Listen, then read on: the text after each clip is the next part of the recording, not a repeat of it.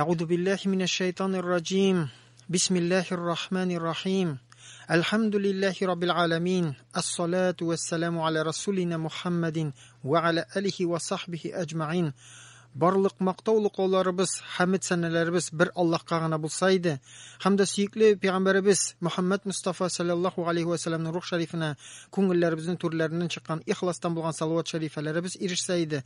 Аллаһ Тәала һәрберебезгә шушы гомерләребезне дөрес итеп яшәп үтеп, шул сәбәпле кыямәт көнендә мәхшәр мәйданында ошбу биек затның биек шәфәгатьләренә ирешүне насыйп әйләсен. Шулай ук дуга сәламнәребез пәйгамбәребезнең әһле бәйтенә, сахаба кирамнарына, барча әнбия һәм мурсалиннәргә, Кыямәткә чаларга изгелектә йөрүчеләрнең рух шәрифләренә һәм һәрберебезнең мөселман кардәшләрем, дуга итеп ятучы, без дуга тиешле булган әрвахларыбызга ирешеп, алар да сөенеп, шатланып, бездә разый булып калсалар иде. Мөселман кардәшләрем, әлхәмдүлиллаһ, Аллаһ Тәала тагын безгә очрашу мөмкинлеген бирде. Инде Аллаһ Тәала сөйләүчеләргә хәерле тел ачкычлары биреп, телләребезгә дөрес сүзләр китереп, тыңлаучыларга исә ачык зиһен белән тыңлап, шушы очрашуыбыз сәбәпле һәрберебезнең иман байлыклары артып, тәкъвалыкларыбыз артып, шул сәбәпле тормышларыбызда изгелекләребез артса иде. Ушбу вагазымны әзерләүгә сәбәпче булып торды, мөселман кардәшләрем, мин хаҗдан кайткан кардәшләребез белән сөйләшеп, аларның күңелләрендәге төшенкелек хисен күрдем. Һәм әлбәттә безнең авылыбызда да бик күп хаҗилар бар, һәм безнең менә шушы вагазыбызны тыңлаучылар арасында да хаҗга барган кешеләр бардыр. Алар да мин әйткәч килешерләр. Һәрберебез хаҗдан кайткач күңел төшенкелеге туя. Үзеңнең урыныңны таба алмыйсың, дөньяга эшкә кереп китә алмыйсың. Элекке шушы хаҗга барганчы, элекке шушы хаҗга киткәнче яшәгән тормышыңа кире кереп китү, кайтып китү, яраклашып китү бик авыр. Нәрсә соңның сәбәбе? Мөселман кардәшләрем, инде хаҗга бармаганнар да сизә, менә хаҗга барганнар хаҗда бер ай гыйбадәт кыла. Без инде бу вакытта монда корбаннар чалып, шушы 3 көндә бер-беребезгә садакалар биришеп, ашлар үткәреп, күркәм матур Аллаһны зикр итә торган урыннарда чырышабыз, һәм бу вакытта да без мондагы кешеләрдә ниндидер бер күңел күтәренкелеге сизә. Һәм бу хисне әзме күпме төрле вакытта без сизәбез. 5 вакыт намазны укыгач та, намазга кергәндәге халәт белән, әгәр дә без намазны дөрес итеп укыйбыз икән, намаздан чыккан халәт бер түгел. Һәм дә мәчеткә кереп монда бер мискин фәкыйргә садака биргәч тә, безнең күңелебездә ниндидер үзгәлек сизелә, күтәренкелек сизелә. Без инде бу гамәлдән соң үзебезне икенче төрле хис итәбез. Һәм шулай ук аеруча тәэсир сизелә бу өлкәдә Рамазан аенда. Рамазан аенда без бер ай ураза тотып, шушы айларны Коръән укуларны, садака бирүләрне, изге гамәлләребезне арттырабыз, һәм Рамазаннан чыккандагы халәтебез дә Рамазанга кергәндәгедән аерылып тора. Әлбәттә шарты бар, бу гамәлләрне без ихластан кылсак кына шушы нәтиҗәне тоябыз. Бу үзгәлек нәрсәдән соң? Менә шушы гамәлләрне кылгансы, хаҗга барганчы, ниндидер гыйбадәт алдыннан безне тормышыбыз бара, ниндидер бер рәвештә бара, без инде шушы дөнья турында уйлыйбыз, ниндидер эшләрне планлаштырабыз. Безне борчый, анда машинабызны җәнчелгән җире бар, моны төзәтәсе бар, өебездә анда бер җир кыршылган, моны төзәтәсе бар, ниндидер эшләр күзгә күренә. Булар мөһим шикелле сине борчый. Канәгатьсезлек тудыра. Инде менә ниндидер бер шушындый вакытлардан соң, шушы гамәлләрне кылганнан соң, шулык тормыш, шулык яшәү рәвеше, шулык эшен, шулык гамәлләрен, шулык семьян, ләкин инде үзгәреш бар. Сине бу гамәлгә хәтле борчыган мәсьәләләр бу изгелек кылганнан соң борчымый. Ул сиңа мөһим түгел. Менә аеруча инде хаҗда барганнар килешер, хаҗ менә бу күңел күтәренкелеген бирә торган иң зур чараларның берсе. Чөнки дөрестән дә без анда киткәнче күңел белән әзерләнәсең, күңел омтыла шушы изге җиргә. Без укыган бу зур гамәлне торгызам дип омтыласың, әзерләнәсең, һәм инде күңел әзерләнә башлый, үзгәреш кичерә башлый. Хаҗга барганнан соң андагы урыны да тәэсир итә. Анда син 24 сәгать буе гамәл гыйбадәттә, дугада фақат шушы изге гамәлләр генә кыласың. Бер ай буе. Һәм әлбәттә инде менә бу шушы нәрсә була, иманның тәэсире арта күңелдәге. Һәм без моңа хәтле кичермәгән күтәренкелек, шушы рәхәтлек хисе тоябыз. Һәр нәрсәнең мөселман кардәшләрем тәме була. Байлыкның да тәме, тормышның да, ял итүнең дә тәме була, ризыкның да тәме була. Шулай ук бар намазның тәме, иманның тәме, шушы хаҗның тәме, башка шушы изге садака бирүнең тәме. Һәм әлбәттә моны сөйләп аңлатып булмый кешегә. Моны үзе кылгач кына кеше аңлый ул нинди рәхәтлек. Шуңа күрә иманда булмаган кешеләр бер кашан да күпме генә сөйләсәң дә иман тәмен туя алмаячаклар. Аларга тоела бу дөньяда аларның тойган рәхәтлек хисләре ниндидер ял йортларына бару, ниндидер үзләренә яхшы машиналарда йөртү, теләкләренә ирешү, алар шулай ук рәхәтлек хисе тоя. Булар инде моннан да зур рәхәтлек хисе юк дип уйлый. Әмма алар ялгыша, мөселман кардәшләрем. Шуңа күрә менә бу иман тәмен фақат иманны татып карагач кына кеше таный. Дөрестән дә өстәлгә бер ят ризык куеп, син үзен татып карап, аны иптәшеңә 1 сәгать 2 көн сөйләргә була. Менә бу бик тәмле, менә бу җире моңа ошаган, шундый тәмле дип. Анда ниндидер хис барлыкка килә, бик тәмле икән дигән фикер дә туа. Ләкин аның тәмен татымыйча аңлый алмый. Ул күзаллау гына була. Ул тәмле икән дигән фикергә килү генә була. Менә син аны сөйләсәң дә, аның ул хисне кузгата алмыйсың. Менә бер кашык шуны каптырып карасаң, менә шуннан соң ул шушы тәмне татыячак. Шуңа күрә бу мәсьәләләрне, без сөйләгән мәсьәләләрне тулы мәгънәсендә яки хаҗның тәмен кемдер ышана, иманлы кешеләр белә, анда шушы күңеле белән сизә ул аны. Шушы рәхәтлек бар икәнен, ләкин аны татымыйча белеп булмый, аны аңлатып булмый. Шуңа күрә мөселман кардәшләрем, менә бу изге гамәлләр кылу бездә күңелебездә күтәренкелек бирә. Безнең иманыбыз арта. Инде безнең мәзһәб буенча иман артмый да, кимими дә, чөнки иман ул ышану кеше я ышана, я ышанмый. Безнең мәзһәб буенча әйтелә, иманның нуры, иманның кешегә тәэсире, көче арта.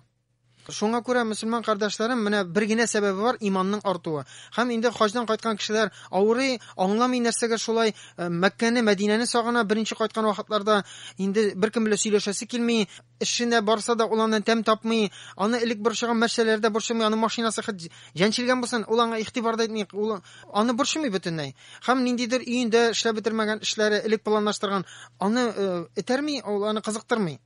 Шуңа күрә инде менә моны аңламасан тәэсирен көтәргә туры килә инде. Син әкренләп шул тормышыңа кайтасың, әкренләп шушы сине күтәренке рух, иманның нуры әкренләп кими, элекке халәтенә кайта да, шуннан соң яңадан тормыш элекке рәвештә китә. Шул ук эшеннән тәм табасың, шул ук проблемалар белән яши башлыйсың, дөнья мәсьәләләре синең өчен мөһим була.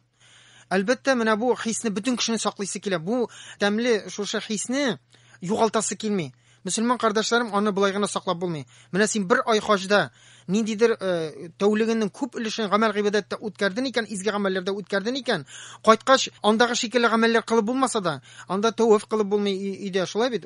Шушы хаҗга хас гамәлләр бар, ләкин син аның урында шуны хәтле башка гамәлләр белән тутырга тиешсең, күбрәк намаз укырга тиешсең, әгәр дә син бу хисне саклап калырга теләсәң, садакалар бирергә тиешсең, гомернең күбрәк өлешен изге гамәлләр белән тутырсаң гына, күпме дәрәҗәдә бу иманның тәэсирен, шушы иманның көчен саклап калырга була. Һәм киресенчә, мөселман кардәшләрем, менә күңел бер шушындый тәмне татып алганнан соң, бер югарылыкка күтәргәнсең, ниндидер сәбәпләр белән син тормышта шуны югалтасың икән, син үзеңнеңгә урын таба алмыйсың, синең күңел тынычлыгы югала. Һәм бигрәк тә менә хаҗга барган кешеләр, хаҗ вакыты җитә, син аңламастан күңел әсәре башлый. Син бу дөньяга кызыкмый башлыйсың, күңел шунда барасы килә, шул рәхәтлекне тоясы килә. Һәм шуңа күрә менә моны югалтканнан соң кешегә бик авыр моңа ияләшү.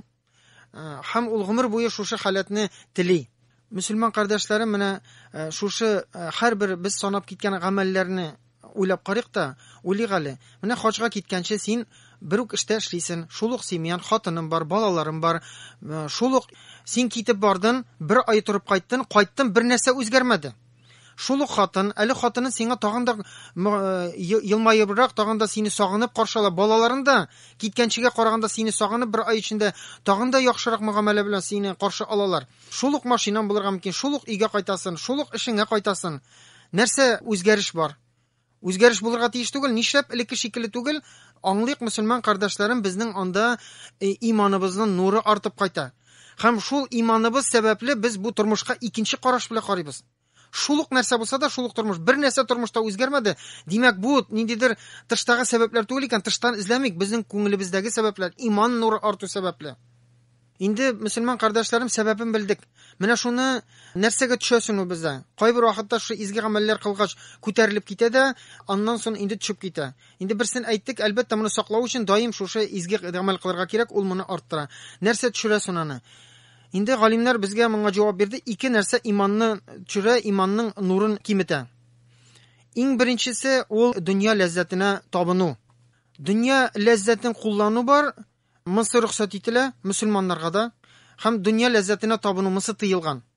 Мөселман кешесе дөнья ләззәтен, шушы дөньяны кулланып кына яшәргә тиеш. шушы куллану табынуга әйләнергә тиеш түгел. Без моны даим тикшереп торырга тиеш. Без үтмәдекме? Моның киртәсе юк, моны күңелдә сизмисен үтеп киткәнне. Мөселман кешегә дә Аллаһ Тәала өйдә салырга рөхсәт итә, без салабыз. Теләгән машинабызда да йөри алабыз, теләгән киемебезне дә хәләл рамкасында bütün шушы хисләребезне, һәр кешедә булган инстинктларыбызны, теләкләребезне, нәфсләребезне канәгатьләндерә алабыз. Ләкин шәригать рамкасында беркемгә дә моңа чик куелмаган.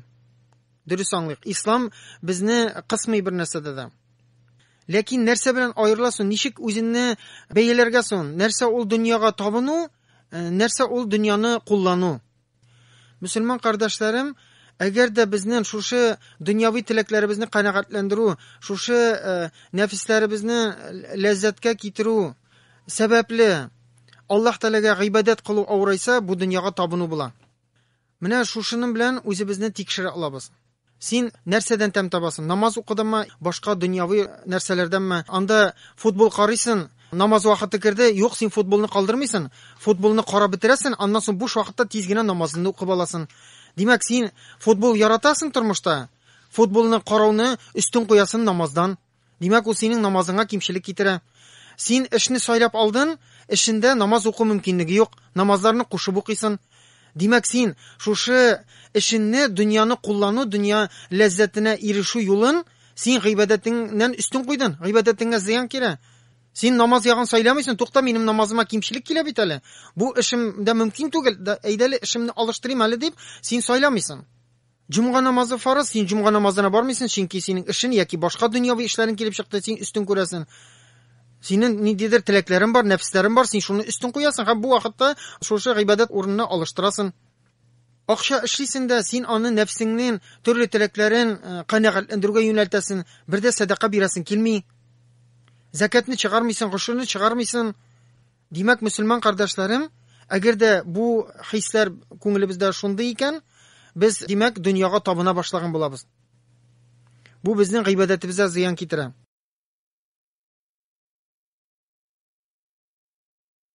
Әгәр дә дөньяны куллану, шушы теләкләрне канәгатьләндерү гыйбадәткә зыян китерми икән, бу дөньяга гыйбадәт кылу булмый, бу дөнья белән куллану була. Яки сынарга була, син пенсия алдыңмы, кайдандыр сиңа акча бүләк иттеләр, шул кергәнгә синең кулыңа күбрәк сөйнәсеңме? Яки исәпләп анда закатты чыгарга тиеш, син анда гошер, син чыгарып бирдең шушы үзеннән акчаны, кайсы күбрәк сөйндер? Әлхәмдүлиллаһ, закатымны бирдем. Һәм бу синдә күңелдә нинди хисләр уята? Моны бит тел белән әйтеп булмый. Бу күңел халаты, бу дөньяны сөясеңме, ахиратны сөясеңме, бу хисләр. Шуңа күрә хисләргә игътибар итәргә кирәк. Кайсы сөендерә? Менә акча керде. О, хәзер менә моны алам, тегене алам. Син сөендер, шатланып йөрисең, күңел күтәренкелеге сөясең. Әлбәттә, мөселман кеше дә сизә. Ниндидер хезмәт кылды да акчага сөенә. Менә кайсы күбрәк сөендерә? Һәм син садака бирәсең анда. Күпмедер закатны чыгардың, яки үзен ирекле садака күп итеп бирәсең, бир алуыңа сөенәсең. Шушы гамәлдән күңелдә туган хисләр көчлерәкме, яки алгандагыдамы? Әгәр дә менә алгандагыдан көчлерәк булган, димәк син дөньяны сөясең. Әгәр дә инде теге як икән, ахиратны сөясең. Икенче зур сәбәп иман нурын киметүче. Шушы күңелдәге рәхәтлек хисен киметүче иманнан. Ул безнең гөнаһларыбыз, мөселман кардәшләрем. Һәм монда да сорау туа, ярар кешеләр гөнаһ кыла инде, Аллаһ Тәала безне шулай итеп яраткан. Һәм Пәйгамбәр саллаллаһу алейһи ва сәллям да әйтте, bütün адәм баласы да гөнаһлы диде, ләкин алар арасында иң хәерлесе ул тәүбә кылганы диде.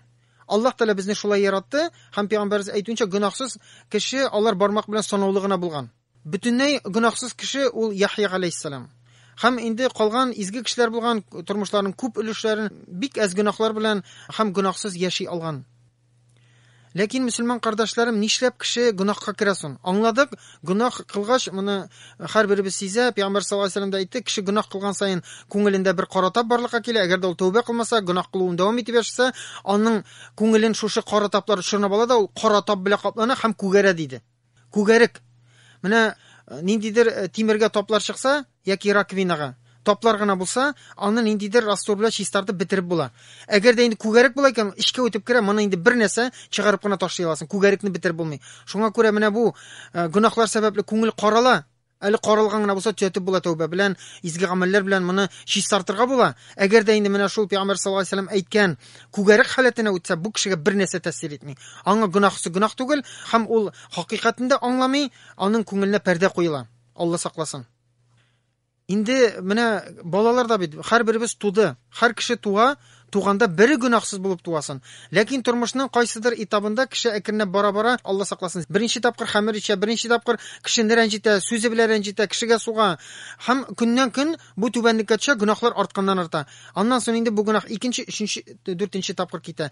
Ничек бер гөнаһсыз кеше бер көнне гөнаһка үтеп китә? Нәрсә сәбәпче менә бу гөнаһка керү? Аңлады, гөнаһ иманның иң начар тәэсир ясаучы иманга. Иманны киметүче, иманның нурын киметүче гамәл. Аңлашыла. Нәрсә сәбәпче өчен кешенең гөнаһка керүенә? Менә монда да мөселман кардәшләрем, гөнаһка кешене китерүче сәбәп дөньяга табына башлавы. Дөньяга табынуы. Шушы ләззәте, аның теләкләре, аның нәфесе тормышында максатка әйләнеп, ул шул нәфесне канәгатьләндерүгә тормышын багышлый икән, ул гөнаһка үтә. Инде ниндидер нәрсәгә кызыкты, машинага яки башка нәрсәгә хезмәт белән булмый, димәк ул талап ала. Инде нәфсенә тимий икән, ярамый. Мин моны канәгатьләндерә алмыйм. Нәфсем тынычландырмый икән, нәфсе артыннан иярә икән, инде шикне узып ул юк, гөнаһ юлына да үтеп китә. Анда урлый, ниндидер кеше хакына керә, башка юлларны эшли. Менә мөселман кардәшләрем, димәк гөнаһка китерүче сәбәп ул кешенең шулай ук нәфсенә иярүе. Нәфсенә ияреп дөнья белән яшәү, дөнья өчен генә, дөньяга табынып яшәү генә.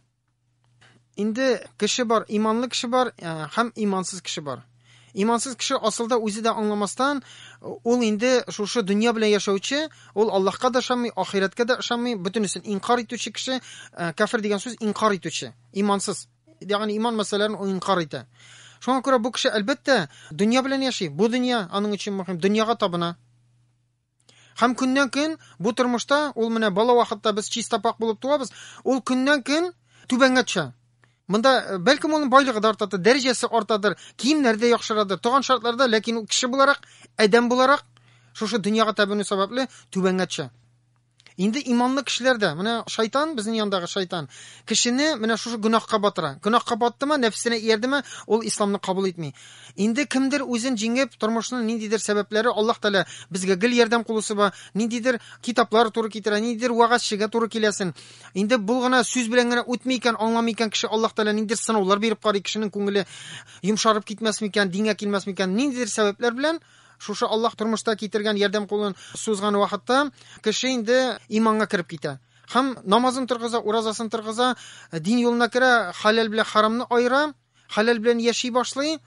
Һәм мөселман кардәшләрем, бу вакытта, беренче вакытта кеше әлбәттә дөньяга табынмый, дөньядан киселә беренче этапта.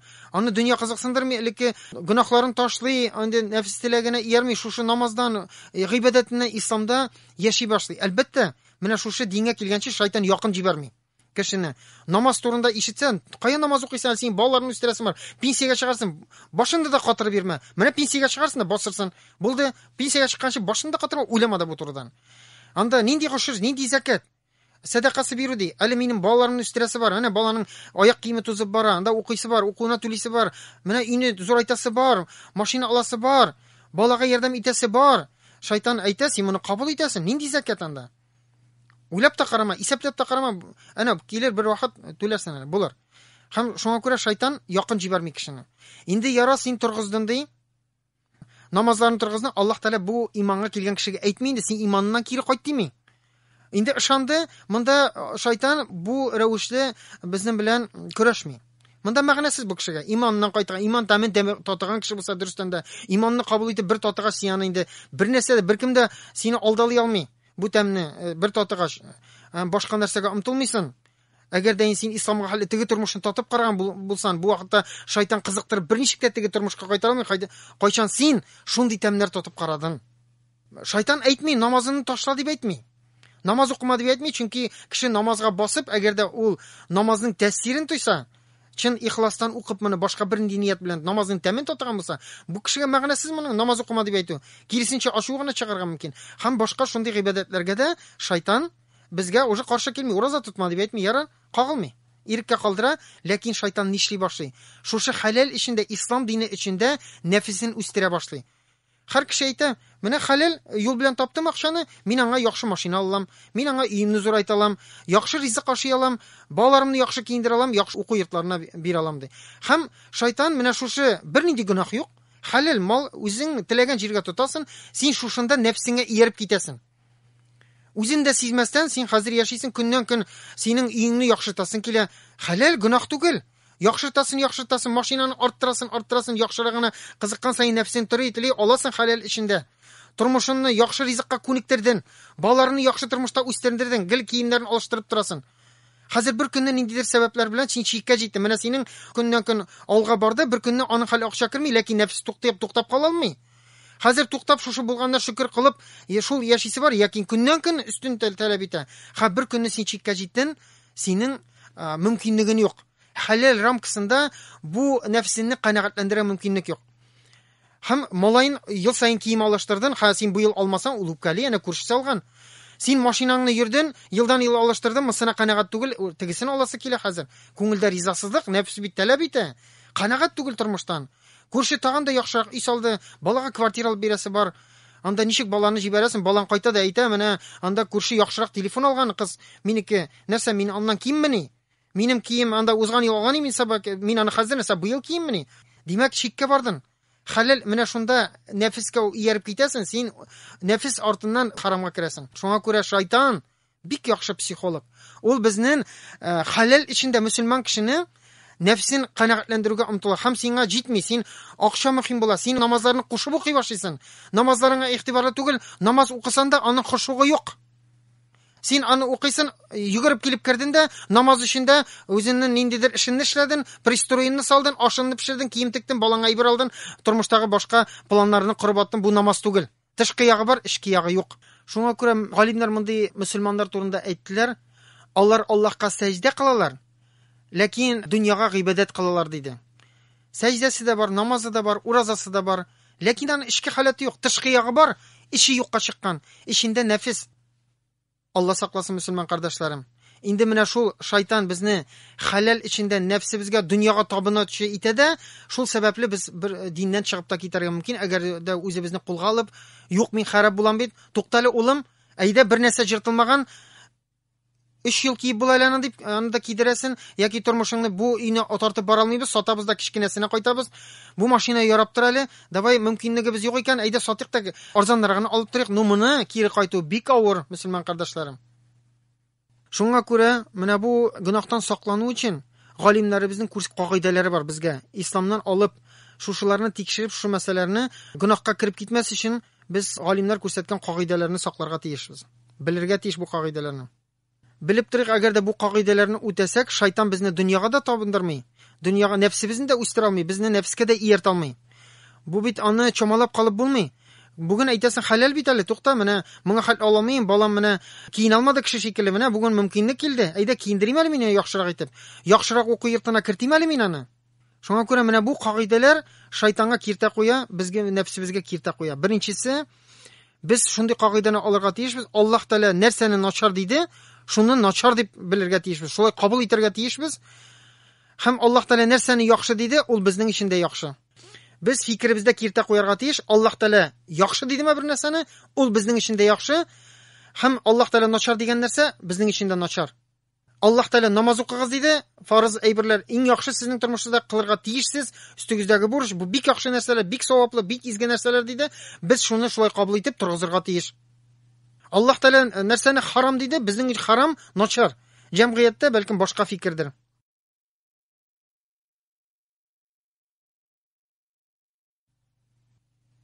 Хамир ислам динендә иң зур гынахларның берсе. Гынахына түгел, Аллаһ Тәала бәяләде, хамир bütün гынахларның анасы диде. Чөнки ул кешене исертә, кешенең Аллаһ Тәала биргән зур нигъмәтен акылны туктатып куя. Кешенең акылы эшләми башлый. Һәм кеше хайванга әйләнә, хисләргә иярә башлый. Шуңа күрә явызлыкның анасы дигән нәрсә, кеше мондый аек вакытта акылы эшләп торганда эшләмәгән нәрсәләрне эшли, чөнки акылы юк. Бу теләгенә иярде. Шуңа күрә мөселман кардәшләрем, ислам динендә бу зур, начар бер нәрсә. Җәмгыятьтә нәрсә диләр? Юк инде, ничек инде? Бу бик яхшы күңел ачу сәбәбе. Без матур итеп утырабыз, җырлап утырабыз, бәйрәмнәребезне, безнең күңел ачабыз, безгә рәхәт. Bizga lazzat beradi. Nidin nacharlik bor bunda? Ezgina ichsan. Shunga ko'ra biz musulmonlar bu fikrlarni olib tashlab, butun bilamda gunohni qo'yarga tiyish. Alloh taolo bizga aytdi, la taqrabu zina dedi. Zinaga yaqin kelmagiz dedi. Zinani qilmagiz debgina aytmadi. Zinaga butunlay yaqin kelmagiz. Ikkinchi qoida. Gunohga bormas uchun bizda Allohdan uyalу hissi bo'larga tiyish. Biz shuni bildirib, shu his sababli biz gunohga yaqin bormayacakmiz. Bizning Totarda da shunday maqal bor. Allohdan uyalmagan kishi bandadan uyalmaydi. Biz qo'y bir vaqtda bolalarimizni durust tarbiyalaymiz. Mana qizlardan uyal, atiyaningdan uyal, maktabda so'galar, sening atiyaning yaxshi kishi, atiyaningdan uyal. Anda o'qituvchidan uyal deb biz bolalarimizni so'gamiz, iptashlaridan uyal, abi singillaridan uyal deb uyda so'gamiz, ko'rshilardan, tug'anlardan uyal deb bir narsa qilsa yo'q. Musulmon qardoshlarim, Allohdan uyatni bildirga kerak. Allohdan uyat yo'q ekan, uyalu yo'q ekan, bandadan kishi uyalmay. Sen ana o so'zlarini tasir etmay, uyalmayacaq u. Demak, onun uyalmau sababi de ko'ngilda Allohdan uyalu bo'lmau sababli bu endi bir kimdan da uyalmay. Narsaga biz Alloh taoladan uyalirga tiyish, ham narsa sababli bizda shu uyalu borlikqa kelga tiyish. Alloh taolo ayta, qoidagina bo'lsangiz-da, Alloh taolo sizning bilan deydi. Biz unutmasqa tiyish. Alloh taolo aytdi, qoidagina bo'lsangiz. Siz yer ostına tushib nindir peshiralarda o'tirasizmi? Kosmosga minib ketdingizmi? Yoki nindidir bunkerlarda qilasizmi gunohni, ishlaysizmi, qochasizmi? Bilik Alloh taolo bizning bilan. Bir kishi ko'rmay deb endi o'yladin, biligiz, mana Alloh taolo seni ko'rib tura. Ham ikki farishta bir qachonda bizning yondan ketmay, yonda ikki farishta biz o'tira yozuvchi uyalik qolardan. Payg'ambar sollallohu alayhi vasallam aytdi, Alloh taolo qaramay sizning tashqi qiyofatingizga. Alloh taolo qori sizning iymoningizga, ko'ngildagi narsa, mana o'y fikrlaringizda, ko'ngilingizda narsa sizning nindi fikrlar, nindi o'ylar, ham amalingizga qori dedi. Alloh taolo bizning amalimizni da ko'rib tura. Ham qiyomat kunida beya berganda amalini da qori. Gunohmi, gunoh tug'ilma, eng muhimi Alloh taolo ko'ngldagisini qori. Bilik. Shunga ko'ra musulmon kishi Allohdan uyalgan kishi to'xtab qolmay, unda gunoh ishlovdangina. To'xta, Alloh taolo ko'rib turib, nechik ishlayman buni. Kishidan bet yo'lasin, mana shunda ko'z oldiga keltirgiz, biror tug'aning yoki biror kishining shul gunohni ishlaganda bo'lsa, sen uni uyalib ishlamaysan. Alloh taolo da shulay bizni ko'rib turadi. Alloh taolodan uyalib qoidagina bo'lsaqda, butun yerda bizni Alloh taolo ko'rib turadi. Ham musulmon kishi bile Alloh taolo ko'ngildagi o'ylarni da bilib turadi. Bir kim bilmay. 30, 40, 50 yil yashagan xotining iringda sening narsa o'ylab yashaganini bilmasga mumkin ko'nglindagi. Atiyaning sening umr bo'yi o'stirgan, seni bilgan, anglagan bir qachonda ko'nglimizdagi bir kimda bu dunyoda bizning o'y fikrlarimizni bilolmay, magar bilik Alloh taolo bilib turadi. Shunga ko'ra nochar o'y, nochar amalgina tugul, amalni ko'ngilda qilasin boshda, o'y bilan qilasin. Bilik o'yda da uyalasin. Alloh taolo bizni bilib tura. Mana bu o'yimni, mana bit endi bildi hozir, eshitdi Alloh taolo, sizdi, ham uyalib qo'yasin. Til bilan aytsak shul o'yni kishidan uyalasin bit aytudan. Amunda Alloh taolo biladi yigiz. 3-qoida. Bu qoidani bilu bizni gunohdan shulay to'xtatirga tiyish. Ne birinchisi bor, 2-qoida, 3-qoida. Bu nindi qoida? Alloh taolo shunday zakon yaratdi kishilar uchun. Gunoh qilgan sayin kishining ne'mati kimi. Ya'ni bilik, mana bu to'xtatib qolarga tiyish. Bir gunoh qildim, to'xta, gunoh qilsam mening ne'matim kimayacak bit. Menga kimchilik kela turmushima. Ne'matim kimi, bu qoida. Alloh taolo ayta Qur'onda, Alloh taolo odam bolasina ne'matni kimitmas, o'zi ziyon solmaycha dedi. Ya'ni Alloh taolo har kishining ne'mati turli darajada, mana bugun kishining ne'mati bor ekan, bir ko'tarinki darajaga Alloh taolo berdi ekan. Bilib turig'iz, narsadir kimchilik bo'ldi, demak gunoh bor. Nididir gunoh ishlangan. Agarda gunoh ishlanmaykan, kishi gunoh qilsa-da tavba qilib, izgi amallar bilan yashaykan, shundan tuban tushmayacak. Ko'tarilgan mumkin, Alloh taolo tushirmaydi dedi u. Magar kishi o'zini ziyon solmaycha, birandi gunoh ishlanmaycha dedi. Endi ne'mat deganda o'ylamag'iz, bizda ne'mat deganda oqsha ko'z oldiga keltiradi. Mana qo'y bir kishilar aytadi, mana ul bit gunoh qila, zinada qila, anda isrofda qila, butun gunohlarni qila, ne'mati kimmi bitdi? Musulmon qardoshlarim, ne'mat oqshag'ina tugul, ham boshqa narsalarda. Narsada bo'lsa, turmushina ziyon kelajak. 4-zakon. Shulay bilib turiq, ne'matgina kimmi gunoh qilgan sayin, har kichkina gunohga jazo bo'lacak. Bir yigit shulay deb olimlarni shulay deb anglatgandan so'ng, shu so'zlarni eshitgandan so'ng, gunoh qilganda shundan jazo kuta boshlagan. U anglashangan, mana aytgan edi, olim gunoh qilib qo'yganda endi bilib bilmisha ham o'ylagan, ha gunoh kela. Gunohni kuta boshlagan. Bir atna ketgan, ikki atna ketgan, gunoh yo'q, gunoh qilingan, lekin jazo ko'rinmay turmoqda. Yo'q, Bir narsasi kiyimida shekilli. Shunda 3-atnada ul tunni tahajjud namozlari o'qigandan so'ng Alloh taolaga duo qilgan. Ya Robbim, men gunoh qilgan edim, jazo bo'lirga tegish edi, jazo kelmaydi dedi. Deb duo qilgan. Ham Alloh taolaga javob izini ko'nglina shunday fikr sola. Mana sen gunoh qilganchi namozlarini o'qigan esingga tushir. Ham hozir gunoh qilgandan so'ng namozlaringni esingga tushir. Ham ul esingga tushira, durustdan da sen gunoh qilganchi namozdan shunday tam toti eding. Hozir ul his yo'qoldi. Demak, sening gunohingning jazosi bo'lib, sen namozdan lazzat to'ymay boshlagansan. Alloh taolo namozdan tuygan lazzat hisin, ko'ngil ko'tarinkiligini olib qo'ygan. Mana sening jazong. Shunga ko'ra ne'mat ul oqshada, ul darajada, ul sening erishgan ilminda, ul sening tinish simyanda, yaxshi xotininda, yaxshi bolalarinda, ham butun turmushining tinchligida, bular butunisi Alloh taolaning bergan ne'mati. Bizda endi kishilar ko'proq ne'mat deb oqshadi, ham shul oqsha ne'matini umtila. Shunga ko'ra musulmon qardoshlarim, qaramayq, balkim tege sening kurshinda yashagan boy gunohdan gunohga g'ana avushib yurgan, umri gunohda o'tgan, boyligi kimimish ortgandan ortadi deylar kishilar. Kelalarda mana unga Alloh taolo bir narsa bermaydi. Qarag'iz, uning darajasi yo'qdir, uning darajasi tusha. Balkim 20 yoshida u bir hurmatli kishi bo'lgandir. Bik uni hurmat etgan iptashlari bo'lgandir. Lekin qari hozir uning darajasi, uni bir kim hurmat etmay, yaratmay, yo'q darajasi. Uning bolalari yo'q. Yoki bolalari bor, ular gunohga botgan, unga jazo keltiruvchi. Payg'ambarimizning bir hadisi bor. Kishiga bu turmushda berilgan eng zo'r ne'matlarning birisi ul iymonni bola dedi. Ham kirisincha kishiga eng zo'r jazo bu dunyoda jazo izidan bir iymonsiz bola bo'luvchi dedi. Musulmon qardoshlarim, Alloh taolo bir narsasini aytmaydi. Mana gunohdan chiqmay, oqshani gunoh bilan topa, gunohga isrof qila, nafsi bilan yashay kishi bilib turib, Alloh taolo qori salomat, og'irmaydi yil bo'yina. Oqshasida ortib turadi. Bütün turmushi olg'a bora shekilli, Alloh taolo bir narsasini kimitni. Mana bir bola berashak. Ham u bola uning bütün narsasini yo'qqa chiqarashak. Adabsiz, axloqsiz, qota bag'irli bir bola bera Alloh taolo. Uning kun bo'lmayacak. Oqshasini da ko'rolmay, mashinasini da ko'rolmay, uyida kerakmi? Uning ko'nglingdagi tinchlik yo'q, bundan da zo'r jazo bo'la olmaydi musulmon qardoshlarim. Tishqi yoqdan o'ylamayq. Shunga ko'ra ne'mat kimiga kira, mol kimida, molin kimi bir şey ortib tursin, lekin salomatliging kimi, darajang kimi, hurmatini yo'qolar kishilar oldinda. Bular borasida mana shu ne'matning kimi bo'ladi musulmon qardoshlarim. Bular borsa ne'matga kira. Endi olimlar shulay aytdi, kishi gunoh qilar ekan, jazo bo'lacak. Har kichkina gunoh uchun jazo bo'lacak. Ali jazo shunday bo'lacak, har gunohning turiga qarab shunday turdagi jazoda bo'lacak deydi. Masalan, molni haromga isrof etsa, molni yo'qoltacak.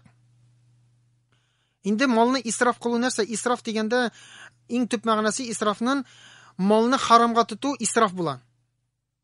Qo'ybiroqda aytadilar, ko'bashama bu isrof qilу bo'ladi deb. Yo'q musulmon qardoshlarim, isrof bo'lmay. Kishi to'ygancha halol rizqni oshiyala.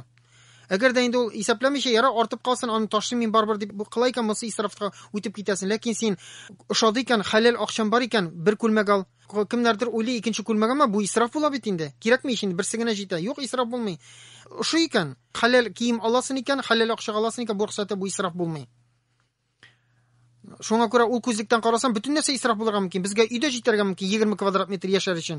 Ondan zo'rroqlari ustma bo'lmalar kerakmagan bu isrof bo'lmay. Agarda halol ramkasidan chiqmaykan, isrof bo'la, agarda oqshani kishi shu molni harom yo'lga tutsa.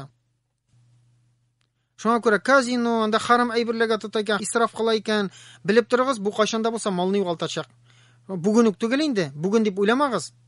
Lekin biz mana azroq uzoq yashagan abi opalar bilan ko'ra avullarda bir ko'p misollar bor. O'z vaqtida Alloh taolo big zo'r mollar berib, ular shul mol kirgach buzilib ketib, anda mollarini isrof qilib, turli ko'ngil rohatliklarni, turli harom yo'llarga tutgan kishilar bo'ldi. Ham ko'plari bugun big tubda mollarini yo'qotdilar. Bu qoida. Bularni shulay qabul etdik musulmon qardoshlarim. Biz moddiy ko'zlikdangina iyalangan ham endi buni ko'ngildan chiqaruv avur. Masalan, tosh irg'itsak, Adam alayhisalomdan yerni yaratganini olib, toshni suvga irg'itsak, suvga tushib botavul. Bu zakon qiyomatga hali shulay boracak. Bu moddaga qo'g'ilishda Allohning zakoni, bu zakon ishlab turacak. Hech sheksiz. Shulay toshni iskarg'itsan, shulay yerga kelibcha har vaqtda.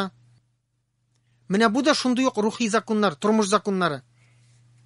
Alloh taolo buni belgiladi, bu zakon ishlab turadi. Molni isrof qilasanmi? malını югалтачаксың, bilip tur, югалачак hiç şeksiz. Bu zakon işlep duracak. Көзіңні харамнан тыймыйсың ма, семьяңда жанжал чыгачак, тынычлыгы югалачак.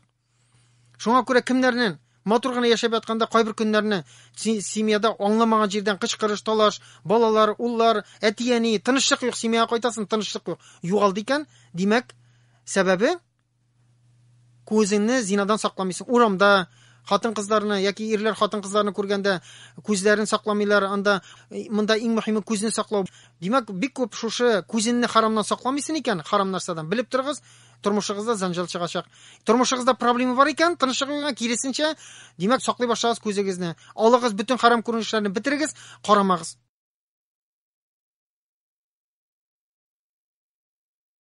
Ятим малын ашыйсың икән, шушы малың белән хәсрәткә төшәчәксең, һич шиксез.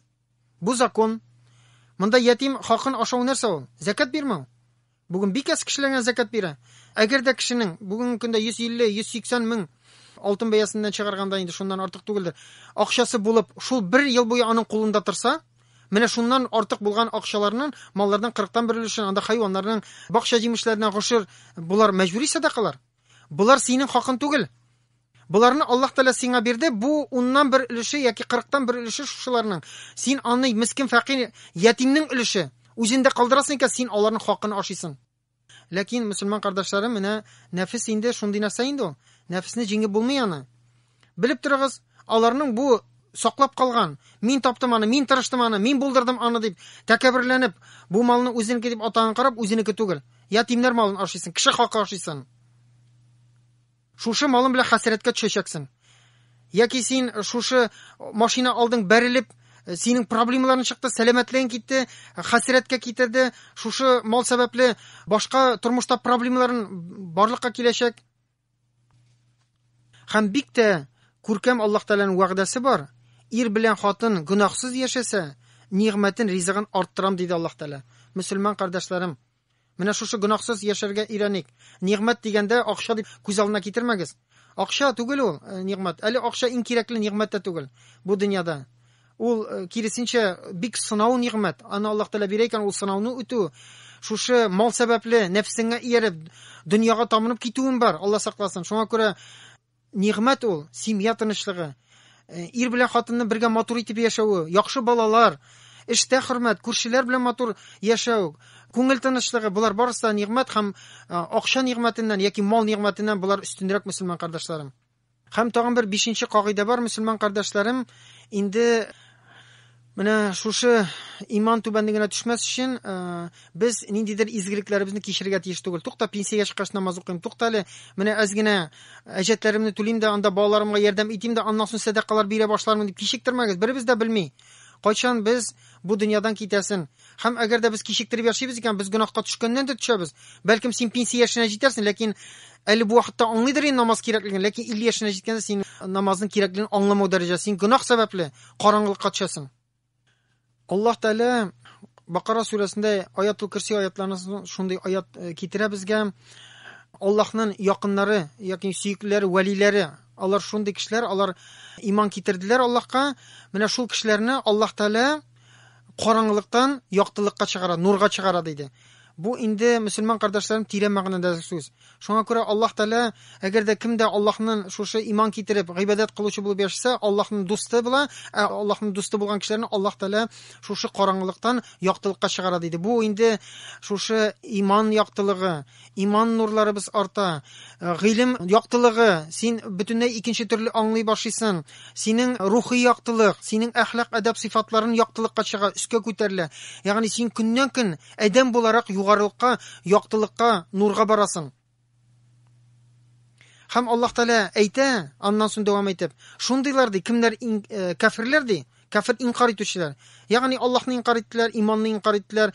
Булар ди тагутның дуслары ди, әүлияләре, вәлиләре, тагутның вәлиләре. Тагут нәрсә дигәндә, тагут ул дөнья. Булар дөньяның дуслары. Бу нәфис дуслары, теләкләре, нәфис артыннан куучылар. Ягъни алар инде дөньяга табынып яшиләр. Бу дөньяда яшәү аларга мөһим. Бу дөньяда үзләренең теләкләрен, нәфисләрен канәгатьләндереп яшәү аларның максаты. Алар шушы дөнья белән генә яши. Алар шушы тагутның дуслары диде. Һәм ул тагут аларны яктылыктан караңгылыкка кертә диде. Ягъни мөселман кардәшләрем, менә кеше чиста булып туа да, әгәр дә инде менә шушы иманга килми икән, димәк ул тагут ике вариант кына монда. Яки син Аллаһның якыны вәлие, яки син тагутның вәлие буласың. Шуңа күрә менә кеше иман юлына баса да көннән-көн яшьтән шушы иманда килеп, иманга кереп, югарылыкка күтәрелә, адәм буларак, кеше буларак, сыйфатлары белән, бөтен тормышы белән, гамәлләре белән, аңлавы белән үстен күтәрелгәннән күтәрелә һәм бу тормыш ахырына хәтле дәвам итә һәм шул сәбәпле ул инде иң зур яктылык җәннәтләргә, Аллаһның рәхмәтенә ирешәчәк. Әгәр дә инде кем ниндидер тормыш этабында инкар итүче була икән буларны, юк. Аның максаты дөнья була, дөнья аның иптәше була һәм шул сәбәпле ул көннән-көн түбәнлеккә төшә. Без моны үзебез дә күрәбез. Ниндидер яхшы яшь вакытта дусларыбыз бар иде, бик күркәм әхлак адәп сыйфатлы, сүгенмәгән, шундый кешелекле сыйфатлы, уй фикерләре әйбәт, дөньяны аңлавы, гыйлемле. Карыйсын, бер 20 елдан соң дөньяга берилеп китеп, ул сөйләшүнең рәте юк, әхлак адәбе юк, аңлау юк. Кеше буларак хайван дәрәҗәсенә төшкән, теге тышкы яктан матурдыр бәлкем, дәрәҗәсе дә яхшыдыр, ләкин кеше буларак, адәм буларак түбән бер хайваннан да түбән, үзенең эшләгән эшләре белән түбән дәрәҗәгә төшеп киткән була.